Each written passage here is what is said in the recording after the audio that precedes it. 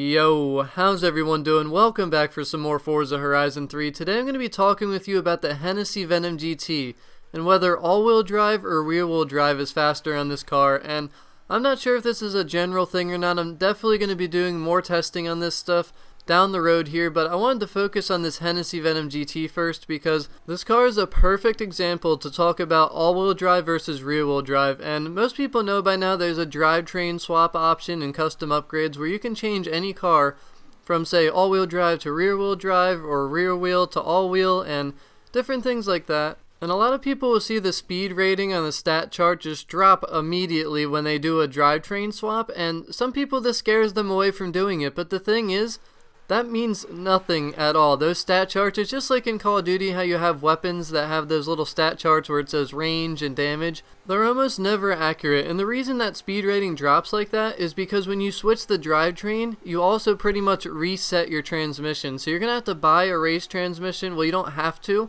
but it's highly recommended you do, because if you don't, then the speed will suck because the transmission just isn't tuned right, because that stock tune from, say, Hennessey's factory is no longer there because you switched that drivetrain.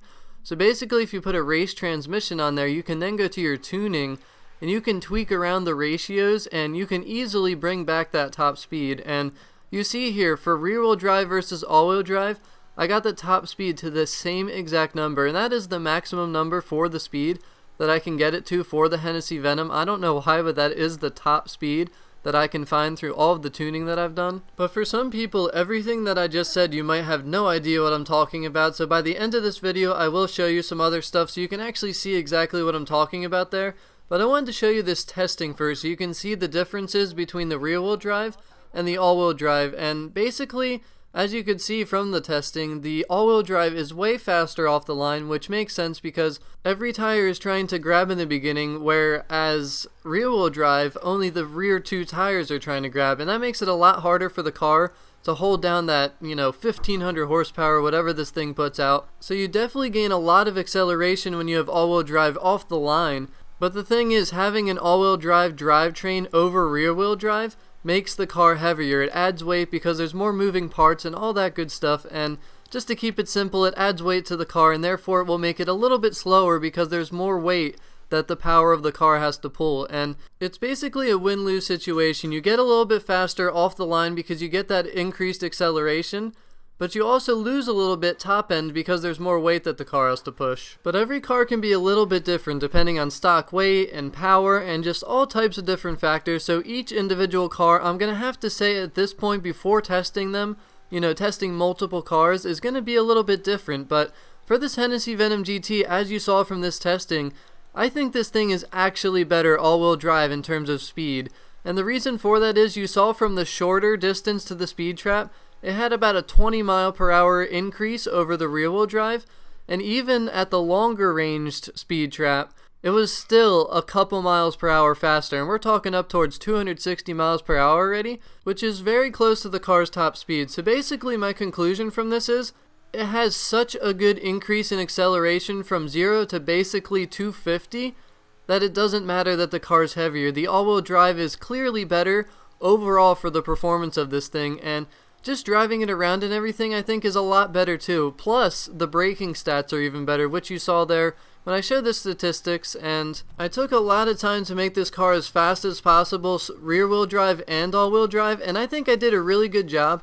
But it is possible that someone else out in this world can create a better tune than I did, a little bit faster rear-wheel drive or something like that, and it's possible to get different results. But I got this thing to what I could find the top speed to be on both drivetrain systems, and then I also tuned the acceleration, which is the 0 to 60 and 0 to 100 as fast as I could possibly get it. So I'm very confident in my results from this, and also the testing proves that the all-wheel drive does seem to be a little bit better for this Hennessey Venom. And I think it's pretty much easy to make this conclusion then that everyone will agree with me because the braking stats are better.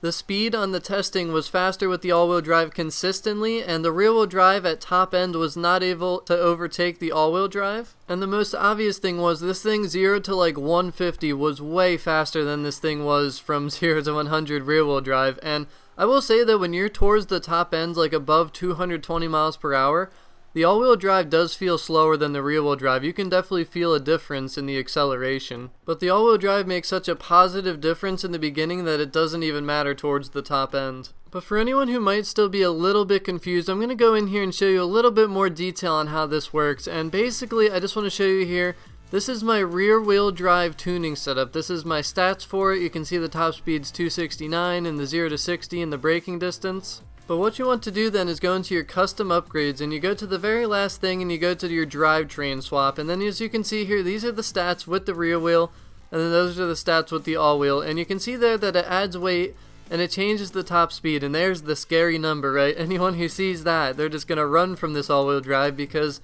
you don't want a car that goes 183, you want that back up to the 269, right? So what you want to do is then you go to your drivetrain options, and since you did a drivetrain swap, everything that you had from your drivetrain, if you had upgrades from rear-wheel drive like I did, it resets those because the drivetrain got reset basically. So you want to go back in here, pop the better clutch on again, the race transmission, and you can even do the driveline and the race differential if you want to. But the main thing that you have to worry about and you have to do is that race transmission, and you even see that brings up the speed a little bit more on that stat chart, which still it's only 7 when it used to be 10. So again, that can scare people who don't know this. But then after you get these upgrades, all you want to do is go over to your tuning, and this is probably the most simple thing ever. If you just want to do it simply, you'll be able to see how quick it changes it. But right here you see the stats again. This is without tuning it whatsoever. Just putting those things on, you see the top speed went up a little bit already. But then if you go over to your gearing section, which is the second section over, here you can change the final drive and then also all your shift points. And as you see, I move it slowly towards where it says speed, and then look at what that speed number becomes. That top speed goes right up to that 260 again. And as long as you tweak this around, you can also tweak around the different ratios, and you can do exactly what I did with this thing. Just make it a complete monster.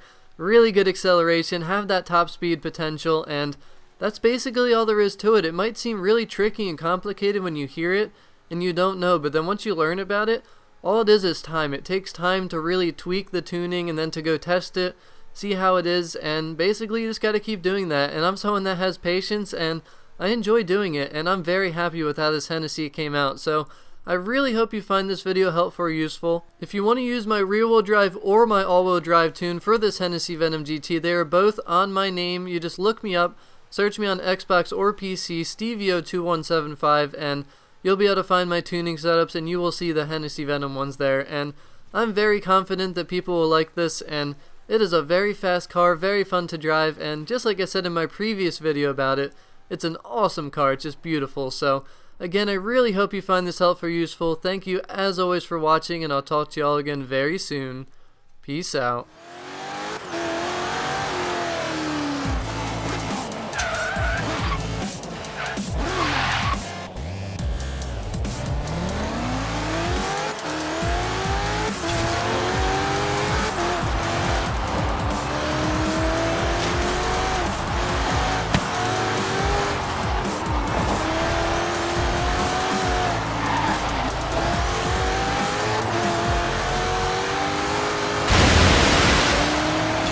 Arrived at your destination.